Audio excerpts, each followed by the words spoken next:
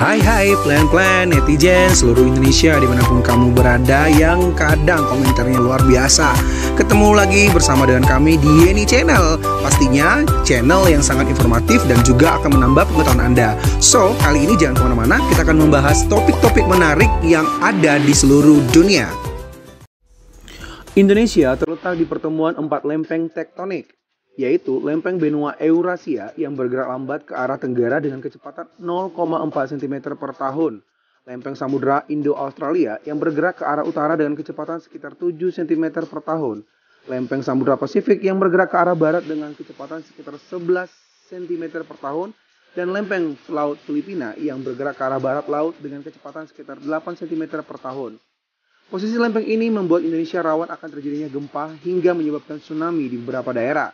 Di akhir tahun 2021, Indonesia banyak dilanda bencana alam, mulai dari bencana banjir, tanah longsor, gunung meletus, hingga yang terbaru ialah gempa bumi. Gempa bumi ini cukup kuat dengan skala tinggi yang mengguncang beberapa daerah di Indonesia, bahkan sampai ke negara tetangga. Berikut ini ialah 10 gempa bumi paling dahsyat dan mengakibatkan tsunami yang pernah terjadi di Indonesia. So, jangan kemana-mana, tetap stay tune di channel Yeni Fakta. Bersama Yeni Fakta, kita akan mendapatkan informasi dan pengetahuan dari seluruh dunia. Yang pertama, gempa Aceh. Di dasar Samudra Hindia lepas pantai Sumatera pada tanggal 26 Desember 2004 silam, terjadi gempa bumi berkekuatan 9,1 skala Richter. Gempa bumi ini terjadi di dasar bumi, dengan kedalaman 30 km lempeng Hindia yang disubduksi oleh lempeng Burma. Tekanan gempa bumi sempat naik menjadi 9,3 skala Richter, hingga mengguncang Aceh dan wilayah Sumatera.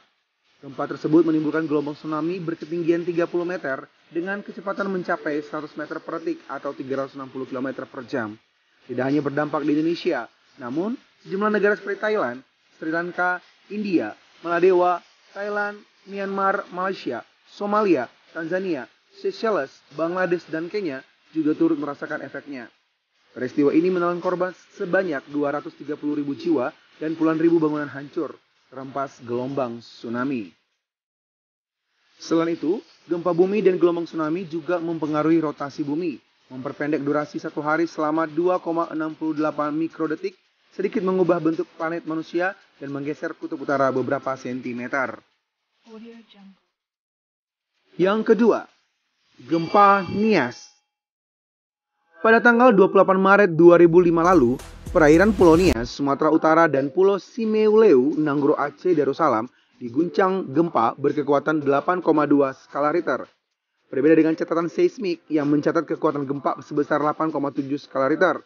Gempa yang memiliki kekuatan tinggi ini dirasakan hingga ke wilayah Padang, Jambi, Pekanbaru, Kuala Lumpur, dan Malaysia. Selain itu, getarannya juga terasa hingga Bangkok dan Thailand. Berdasarkan informasi dari Pusat Vulkanologi dan Mitigasi Bencana Geologi, Kementerian SDM, gempa ini mengakibatkan lebih dari 1.000 orang meninggal dan sekitar 2.391 mengalami luka-luka. Yang ketiga, gempa Padang. Sekitar 50 km dari pantai barat Laut Sumatera terjadi gempa bumi pada 30 September 2009 sore hari. Gempa terdeteksi berkekuatan 7,6 skala Richter dengan kedalaman berkisar 87 km dari permukaan. Gempa ini menyebabkan kerusakan di beberapa wilayah Sumatera Barat hingga wilayah Jabodetabek, juga Malaysia, Brunei Darussalam, dan Singapura. Pemerintah daerah Sumatera Barat mengungkapkan akibat peristiwa itu 1.115 orang dinyatakan meninggal dunia, 2.329 orang mengalami luka-luka, 279.000 bangunan rusak, serta 1.250.000 warga di kawasan setempat turut terdampak. 4.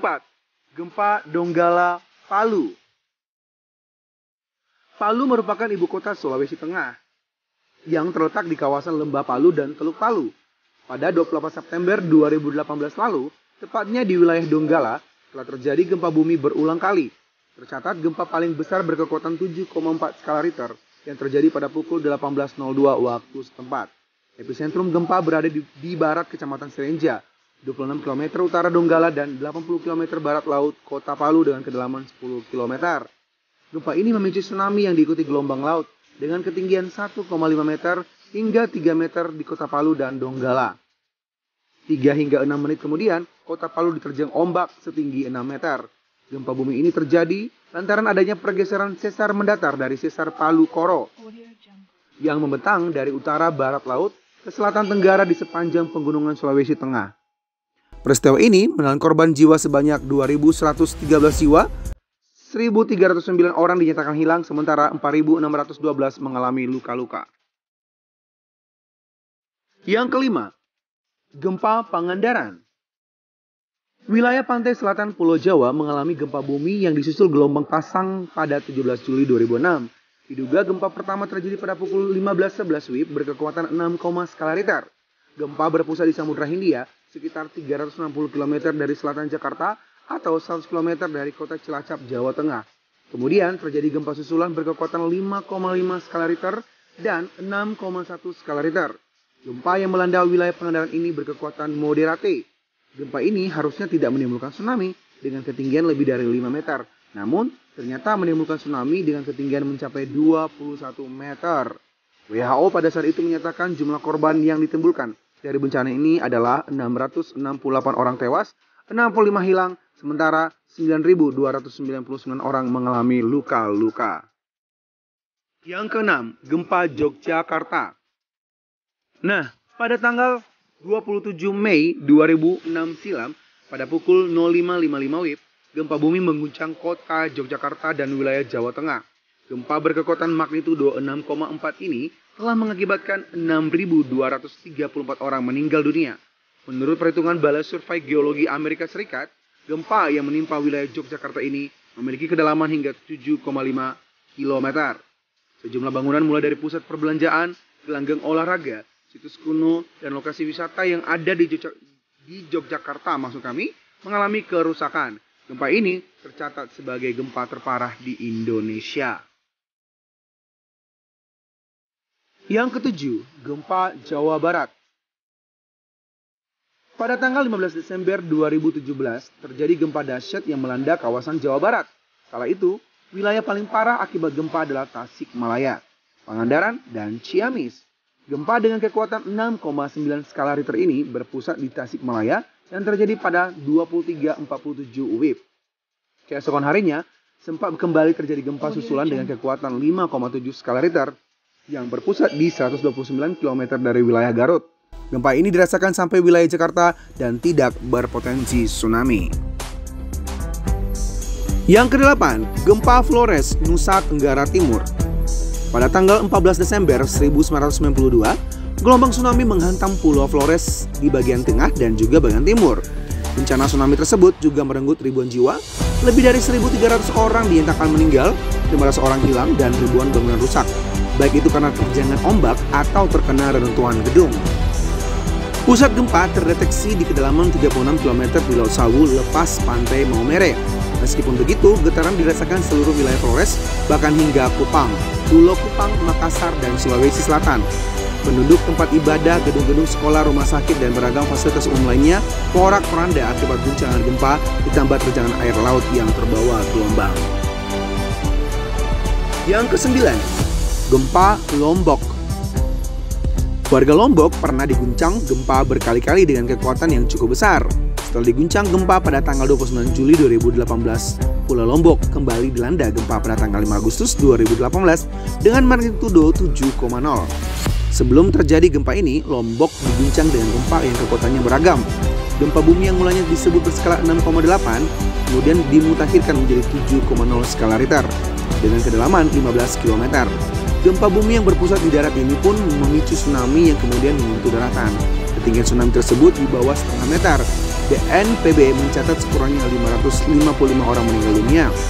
Akibat gempa bumi yang mengguncang NTB selama Agustus 2018, korban tewas terbanyak berada di Lombok Utara. Yang ke-10, gempa Bengkulu. Gempa bumi dengan kekuatan 7,9 magnitudo dengan kedalaman 10 km sempat mengguncang Bengkulu pada tanggal 12 September 2007. Sejumlah bangunan di kabupaten atau kota Bengkulu rusak. Bumi yang berguncang pada petang 2007 itu disusul gelombang pasang setinggi 1 meter di Pulau Pagai, Kepulauan Mentawai. Gelombang ini merendam 300 rumah penduduk. Lokasi gempa berada di barat Laut Lais, Bengkulu. sejauh 105 km dengan kedalaman 10 km di bawah tanah. Gempa berkekuatan 8,4 magnitudo ini diikuti gempa susulan pada patahan yang sama dengan magnitudo 7,1. Sehari kemudian pada tanggal Kamis, pada Kamis tanggal 13 September 2007, gempa kembali melanda dengan berkekuatan 7,8 magnitudo terjadi lagi.